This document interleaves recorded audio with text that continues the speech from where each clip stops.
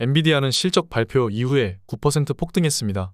그동안의 하락분을 전부 한 방에 메꾸는 놀라운 실적이었습니다.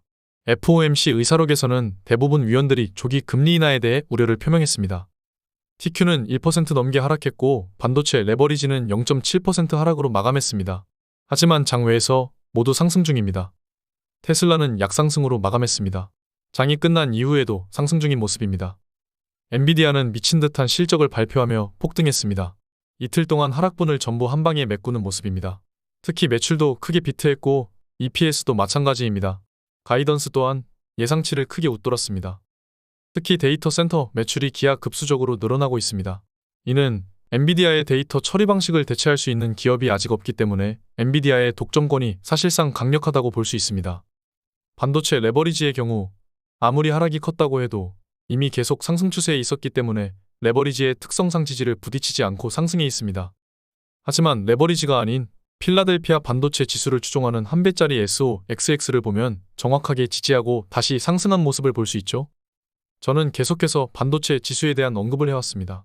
베타가 낮으면 언제든지 매수가 가능하고 580까지도 하락을 본다고 1월에 말씀을 드렸죠. 정확히 580을 찍고 다시 상승했습니다. 저는 베타가 2가 넘습니다. 지금같이 조정이 얕은 장에서는 상승장 계좌에서 주식을 매수할 수가 있는 것이죠. 이번 타이밍은 매수를 못했습니다. 엔비디아는 21선을 지지하고 역시 다시 상승해주고 있는 모습입니다. 실적 발표를 토대로 다시 예전 최고치에 근접한 모습이죠. 저는 어제 영상에서 투자 타이밍에 대해 말씀을 드렸습니다. 21선 근처에서 좋은 기회가 될 수 있다고 말씀을 드렸죠. 엔비디아는 실적 발표 이후 지지가 되어 다시 최고치 근방으로 한 방에 상승해 주었습니다. 상단 저항 채널을 뚫는 것을 보는 것이 관건이 될 것입니다.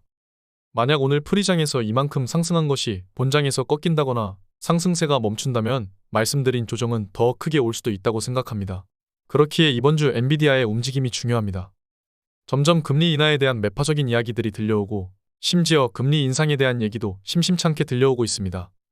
지금까지 준비했던 현금들과 함께 저는 더 느긋하게 기다릴 것입니다. 명심하세요. 베타가 낮으면 언제든지 매수해도 됩니다. 시간이 우리 편이 되는 것이니까요.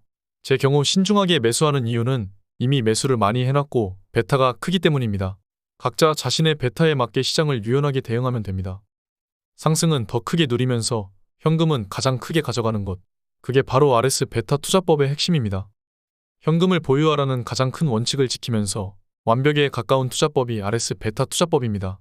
여러분, 본인의 투자에 확신을 가지셔야 합니다. 제가 도와드리겠습니다. 기본적으로 미국 주식은 우상향할 수밖에 없다는 전제를 가지고 조정과 상승 모두 관점을 가지고 투자를 진행합니다.